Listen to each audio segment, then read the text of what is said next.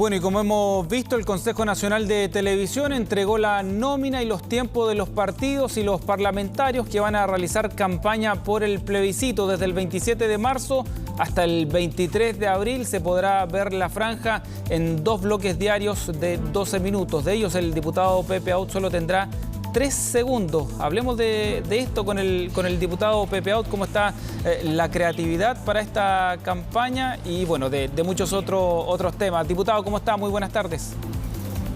Hola Iván, buenas tardes. Oiga, durará más de 3 segundos esta entrevista, me imagino. Sí, un poco más. ¿Se puede decir que usted es millonario en tiempo, pensando que hay otros colegas suyos que ni siquiera van a tener 1 segundo para hacer campaña? Bueno, claro, es que es en función de la votación obtenida en la última elección. Esto no tiene secreto, no es que haya sido un capricho del Consejo. El Consejo definió en función de los votos obtenidos en la elección precedente.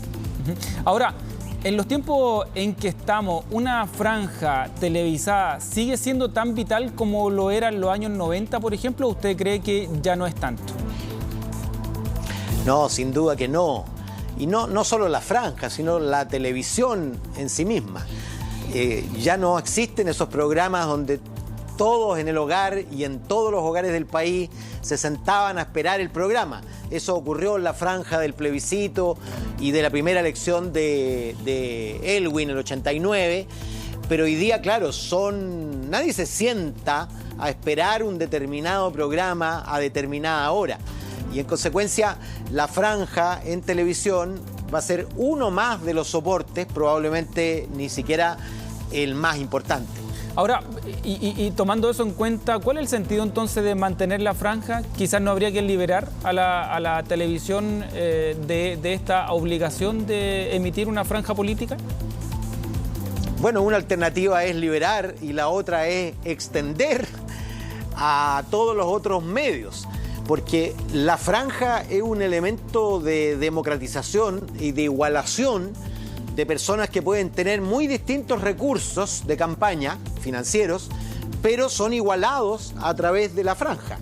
Eso fue muy importante, como decíamos, en las elecciones primeras. Hoy día es menos importante, pero sigue siendo relevante. Imagínate tú que 1 minuto de televisión o 3 segundos de televisión en mi caso, pero 1 minuto para un partido que no tiene ningún recurso, lo iguala con otro que tiene muchísimos recursos y que puede pagar millonarias campañas radiales, por ejemplo. Pero aún así, con tiempos distintos. Usted, claro, lo explicaba al principio, tiene que ver con la votación, pero igual hay una desigualdad dentro de esa igualdad. Por supuesto, pero es objetiva. Porque sería muy difícil establecer otro criterio que no sea la adhesión de la gente. Finalmente es la gente la que define cuántos minutos o cuántos segundos vas a tener en la franja de televisión y bueno, es la más justa de las injusticias, sin duda. Claro, el punto es que un independiente que, por ejemplo, quisiera participar ahora de la franja, de un proceso inédito además en Chile, tiene pocas oportunidades de aparecer frente a los partidos que ya están consolidados. Efectivamente, cada elección se basa en la elección precedente y ese es el problema. Pero sería muy difícil imaginar otro factor objetivo. Por ejemplo, imagínate tú que la franja se definiera para las organizaciones sociales. ¿Qué organizaciones sociales? ¿Quién tiene tantos minutos y quién tiene cuántos minutos en función de qué? En este caso hay un criterio objetivo. Tanta gente votó por la UDI, Renovación Nacional, Pepe Auto, qué sé yo quién. Es cierto que lo hizo hace 2 años y por supuesto entonces el precedente es un poco antiguo, pero es un precedente objetivo. Diputado, y me quedé pensando en lo que dijo anteriormente, esto de que más que eliminar la obligación de la televisión, extenderlo a otros soportes. ¿Cómo lo haría usted, esa extensión? Es difícil imaginarlo.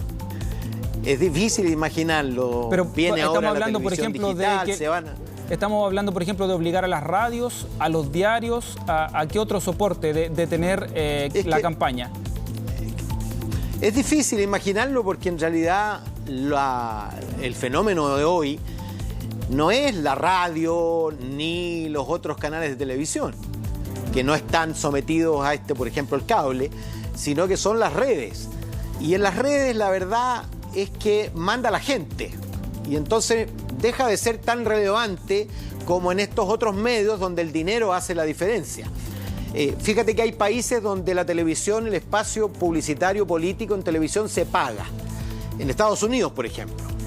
En Chile está prohibida la publicidad política en televisión y existe la franja, que es un factor igualador en la diferencia, por supuesto, pero igualador al fin y al cabo, porque el que es el más chico, imagínate tú los candidatos presidenciales, tienen el mismo tiempo, aunque alguien pueda obtener, como Jocelyn Holt, el 0,26% y otro pueda obtener el 40% de los votos, hay un momento en que son iguales frente a la gente. Y luego la gente decide, por supuesto, cuántos votos le da a cada uno de ellos, pero sin referencia al pasado. En este caso es más difícil hacer eso. Diputado, una presidencial sí. Una de las curiosidades, por ejemplo, es que el partido de José Antonio Kast, el Partido Republicano, va a estar en las dos opciones de los constituyentes. ¿Le parece eso válido? Me parece insólito porque yo llené un formulario donde me obligaban a elegir entre apruebo y rechazo, entre convención mixta y convención constituyente. Renovación Nacional dividió su opción, dijo 70% apruebo o 30% rechazo, y la opción de los republicanos, que tienen solo 5 segundos, y la verdad es que es bastante poco lógico que hayan dividido sus 5 segundos en 2 segundos y medio para cada opción, porque finalmente tú puedes decir lo que quieras en la opción que has elegido, y es mejor 5 segundos continuos que 2 segundos y medio separados de otros 2 segundos y medio. Me parece incomprensible, no entiendo la lógica. ¿Y cree que se podría impugnar eso? No, porque sería impugnable entonces que Renovación Nacional estuviera en el apruebo y también en el rechazo. Y no es impugnable, porque hay un sector que está por el apruebo y otro sector que está por el rechazo. Seguramente los republicanos no tienen todavía tomada una decisión respecto de si optar por la convención mixta, mitad elegida y mitad parlamentarios, o la convención 100% elegida en octubre del 2020. Diputado, que es la opción que yo defiendo. La opción apruebo, ¿está en riesgo, cree usted? ¿Es una carrera corrida? ¿Ya ganó, como dicen algunos? ¿Hay autocomplacencia, dicen otros en la izquierda con la opción apruebo? ¿Están muy tranquilos? ¿Cómo está usted? Yo estoy tranquilo, pero inquieto siempre, porque las elecciones son opciones, son invitaciones a que la gente tome una decisión. Y por lo tanto nunca hay una carrera corrida cuando se trata de una elección democrática. Para eso, por lo demás, está la franja, para eso está el puerta a puerta, para eso están las radios, para eso está el debate, para eso está la conversación dentro de las casas, en fin. Y por supuesto, todo parece indicar un triunfo categórico del apruebo, pero eso lo vamos a ver al abrir las urnas el 26 de abril en la noche. Yo espero naturalmente un triunfo categórico porque me parece difícil que después de estos meses el país no elija caminar hacia una nueva constitución, un nuevo pacto social y político. Me parece improbable, pero es una elección democrática. ¿Y usted cree que puede ser un problema? Las dos opciones son legítimas. ¿Y usted cree que puede ser un problema que haya más de un comando por la opción apruebo? ¿Debió haber un solo comando de todas las oposiciones? Nadie está obligado a lo imposible. Debió haber habido menos comandos, creo yo, pero es difícil que se hubiera constituido un solo comando porque hay visiones distintas. De hecho, hay parte de la oposición que no concurrió al acuerdo que permitió este plebiscito, aun cuando esas fuerzas van a participar en el plebiscito, fueron críticas, pero por lo menos todos aquellos que concurrieron al acuerdo que permitió el plebiscito pudieron, creo yo, y todavía pueden coordinarse para estar juntos en la franja del apruebo. Hablemos de la opción rechazo y de estas piezas que se han conocido en los últimos días del sector más conservador de Renovación Nacional, que sacó esta rechazar para reformar. Usted ha estado en el Congreso durante los últimos años. ¿Qué ha hecho ese sector? ¿Cómo ha votado ese sector las reformas precisamente que se han intentado sacar adelante en el Congreso? Bueno, eso es lo que hace poco creíble. O sea, primero lo que hay que decir es que son dos las opciones, rechazar o aprobar. No existe rechazar para reformar. Y segundo, eso para que tuviera credibilidad tendría que haber tenido a buena parte de esos partidos empujando los cambios constitucionales. Y la verdad es que ellos siempre han defendido e intentado impedir y al final concurrido a algunos cambios, pero a regañadientes y negociando hasta la última letra para no afectar sus intereses y para modificar lo menos posible la Constitución del 80, que es la que permitió la consagración de este modelo de desarrollo. Diputado, y hablando del apruebo, la Mesa de Unidad Social ha llamado a marcar AC, con la sigla AC, el voto. Si pensamos que la Mesa de Unidad Social es más cercana al mundo de la izquierda, ¿cuánto ayuda el discurso que tienen ellos en la campaña por el apruebo? Mira, la verdad es que confunde algo, pero el marca AC que lideró Javier Apará en la elección presidencial del 2005 no significó la anulación de voto alguno y en consecuencia ellos están en su completo derecho de intentar darle un significado distinto a lo que está puesto en el plebiscito, pero yo creo que la gran mayoría de la gente se va a inclinar por responder a las preguntas que se hacen en la papeleta, es decir, apruebo o rechazo el camino a una nueva constitución y quiero que esa constitución se haga en una instancia mixta o quiero que se haga en una instancia 100% elegida. Durante las últimas 2 semanas le he preguntado a todos los parlamentarios que hemos entrevistado aquí en Hoy es Noticia cómo se imaginan el mes de marzo. ¿Hay ya convocatoria de manifestaciones? ¿Cómo se imagina el mes de marzo, diputado?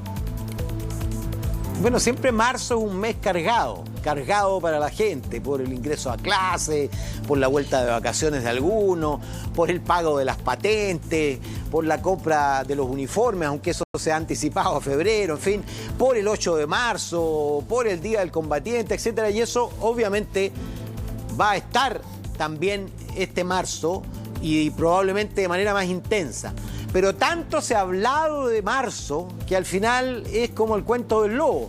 Lo que ocurra va a ser menos de lo que muchos temen y que otros esperan. Yo creo que hacia finales de marzo ya vamos a tener el país, como se dice, en modo electoral, pensando y movilizado en torno a la decisión del 26 de abril, que es una decisión histórica. Y el gobierno y particularmente, por ejemplo, Carabineros, ¿qué debería hacer frente a las manifestaciones que ya están convocadas?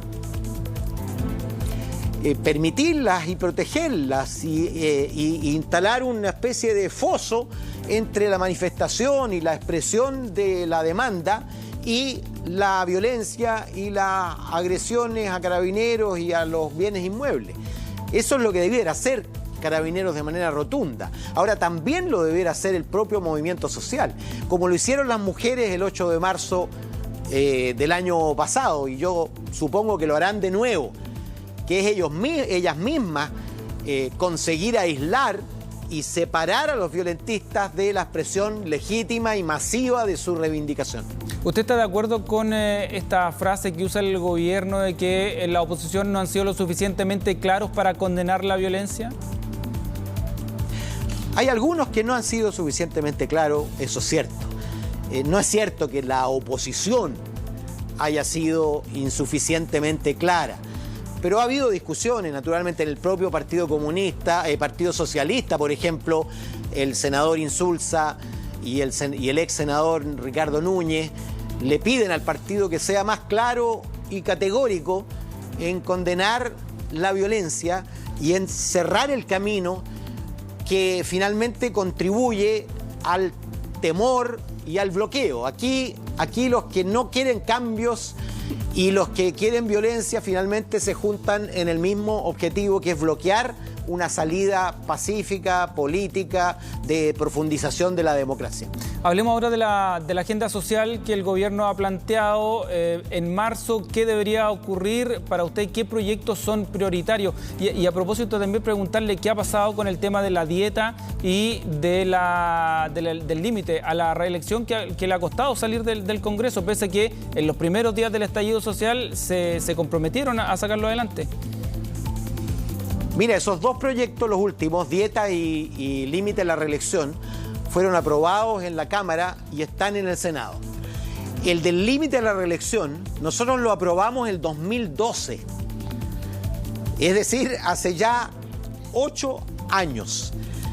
Y durante todos estos años, yo personalmente, porque estuve empujando mucho ese proyecto, hemos estado exigiéndole al Senado. Finalmente, este año lo aprobaron en general. Y entiendo que se aprobó también en la comisión y ahora tiene que volver a la sala, y yo espero, por supuesto, que en el lapso de marzo y abril retomen ese debate y lo voten finalmente, porque lo que tienen que hacer es votarlo, y que sea sin letra chica, es decir, que valgan todos los periodos anteriores, y no empiece a contar desde ahora, a pesar de que hay quienes tienen 20 años, y que retomen la discusión sobre la dieta. Nosotros definimos entregarle la definición de la dieta a una instancia técnica, tipo Banco Central, que fije el salario no solo de los parlamentarios, sino también de los ministros y de todas las altas autoridades. Y eso tiene que ocurrir ya. Y yo espero que sea en marzo. Pero también en marzo tenemos que resolver la paridad en la Convención Constituyente, y el Senado tiene que tramitar con urgencia, a mi juicio, la reforma de las pensiones, porque son demasiados centenares de miles de adultos mayores que podrían verse beneficiados a contar del 1 de abril, si es que se aprueba en marzo, o del 1 de mayo, si se logra aprobar en abril. Pero es una urgencia y yo creo que no nos podemos dar el lujo de no hacer nada esperando la remota posibilidad de hacerlo todo. Diputado, para cerrar, lo de Gustavo Asbun, ¿es una asesoría o es derechamente coima? Me suena completamente inverosímil la explicación del ojo, esto cuesta plata, con el costo de una asesoría jurídica o de otro tipo. Además, la plata nunca se ha ganado en minutos y por lo tanto tendrá que verlo la justicia. Pero eso me suena a leguas de distancia de una asesoría. Muy bien, diputado Pepe Out, muchas gracias por esta conversación con CNN Chile. Muy buenas tardes. Gracias a ustedes por los 300 segundos.